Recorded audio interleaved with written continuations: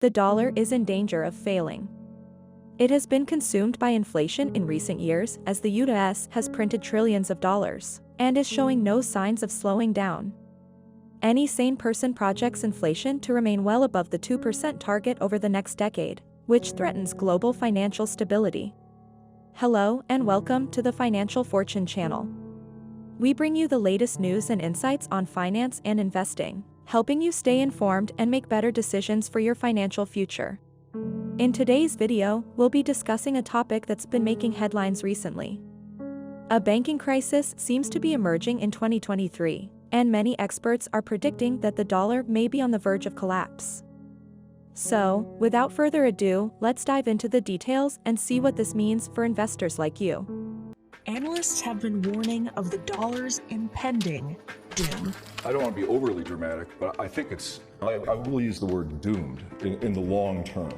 The US dollar is the most powerful currency that exists today. It's accepted and traded almost everywhere in the world and has shown strong resilience through numerous financial shocks and mounting fiscal debt. The US dollar for the last couple of decades has been the preeminent global currency in virtually every dimension you can think of. It allows us to have a great demand for our currency and for our bonds. So it often allows us to live a bit beyond our means, so we can borrow easily and at low interest rates in the world to finance economic growth. But some experts worry that the dollar's dominance may be under threat. I tend to think that nothing could ever dislodge the dollar from this preeminent status as the world's currency. That view is overblown and ultimately will be challenged. America's growing account deficit is one of the biggest threats to the dollar. The US dollar ought to be under threat. After all, the US government has been running massive deficits for a long time, which should in principle be reflected in high inflation, which in turn should reduce the dollar's value and the dollar's role as an international currency. This is most evident in America's current account deficit, which means the value of imported goods and services exceeds the value of exported goods and services. The current account balance, as we call it, has been in deficit every single year since the early 1980s. In some years it's modest, and some years it's big, and right now it's big in the U.S. Do not save, which is the case in the United States. We end up borrowing surplus saving from abroad to square the circle. We can do that because we have this almighty dollar, the world's great reserve currency. And so we have been borrowing massive amounts of foreign savings from abroad, and it provides a relatively painless way of financing our current account deficit until something happens that changes the minds of foreign nations who want to lend us their surplus capital, their surplus saving. And I think there's a risk of that down the road as our international balance of payments deficit continues to expand. The US dollar has been the world's reserve currency since most countries abandoned the gold standard. America went off the gold standard and wrote an ounce of gold split up into 20 pieces, each called $1.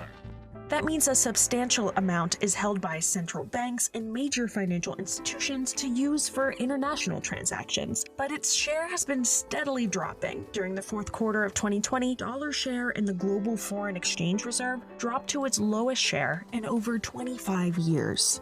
The rise in alternative currencies may be to blame. It has come down, partly because of the introduction of the euro. The euro has become held to a greater extent over the years. RMB started playing a role as a reserve currency just a few years ago, and it accounts for a relatively modest share, less than 3% of global foreign exchange reserves, but it's been chipping away very modestly at the dollar's role. Plus, there are other reserve currencies, including the Japanese yen, the British pound sterling, but even some of the smaller reserve currencies, such as the Canadian dollar and the Australian dollar, they have all gained marginally in terms of their shares. While the recent geopolitical crisis has caused investors to flock to the dollar, strengthening its position, whether that safety will last is another question. the fact that we may have overlooked some alternatives, whether it's the euro, the renminbi, or, dare I say, cryptocurrencies. The case for a weaker dollar is one that I think we will then address again. Why does the value of the dollar decrease and increase? When the dollar softens, it usually isn't a cause for concern. In fact, it could even be beneficial for the U.S. economy. Sometimes if the economy is faltering, having a weaker currency can provide a boost to those exports by making them more competitive in the global market. So a weaker dollar at times can certainly be a benefit.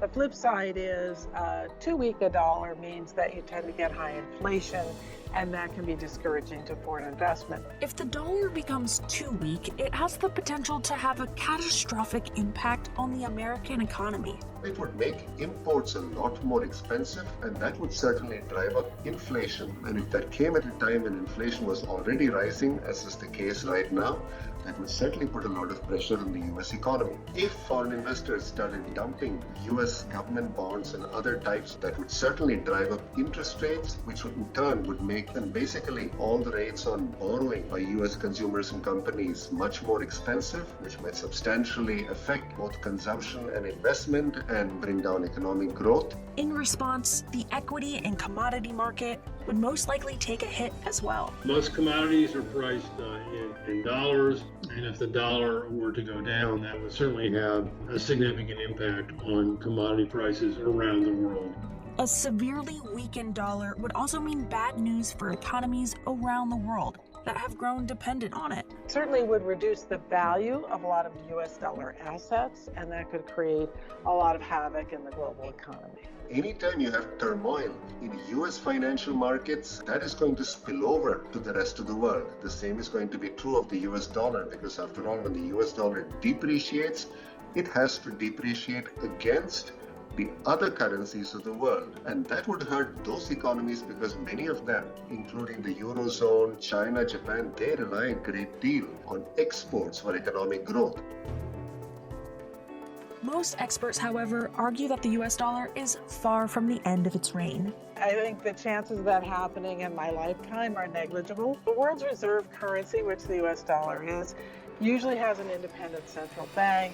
It has a strong, usually military backing to provide that security, has deep and liquid bond market that foreign investors can invest in. When we've seen concerns about events in the global economy, whether it's the economy or geopolitical events, the dollar's gone up, not down. It seems a safe haven. What happens when there is financial turmoil, either in the US or around the world? Investors around the world are going to look for safety. And what is the only real place that you can go for safety in large amounts? The US financial markets.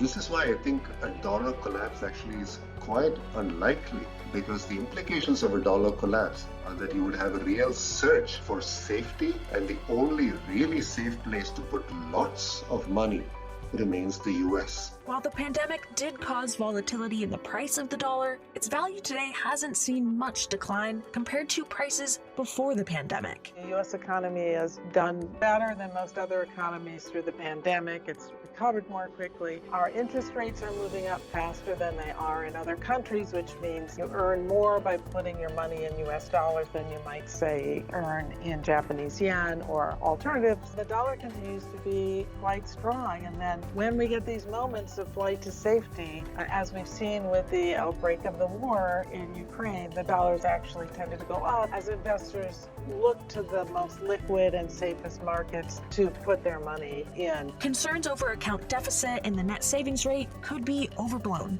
We've certainly seen our debt to GDP rise, but our cost of financing the debt has been quite low, so it hasn't been particularly onerous for the economy to service that debt. Most importantly, while there may be alternatives to the dollar, there just isn't a realistic alternative for reserve currency. When you think about what's required to have the world's reserve currency, it needs to be freely convertible. China's currency is not. They have capital controls. You need an independent central bank. You need large and liquid debt markets. Europe certainly is a large economy, but their debt markets are somewhat fragmented because it's a combination of different countries. And so you put that all together, and right now there's no kind of present currency alternative. I don't know what the future of crypto is, but it was certainly nowhere close, I would say, in the evolution of that to even think about it, taking the place of the US dollar. For now, the dollar's dominance will likely continue, but so will speculation surrounding its health. The dollar is emblematic of strength in international finance, but it's also emblematic of the obligation that we have for running our economy in a way that is compatible with that enduring strength. And there's a lot of issues, some of which I've raised, that draw questions into that presumption that need to be looked at very seriously. Thank you for watching this video on the Financial Fortune channel. We hope you found the information and insights shared helpful in understanding the current state of the banking industry and the potential for a dollar collapse.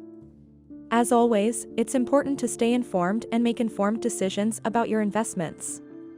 If you have any questions or comments, please feel free to leave them below.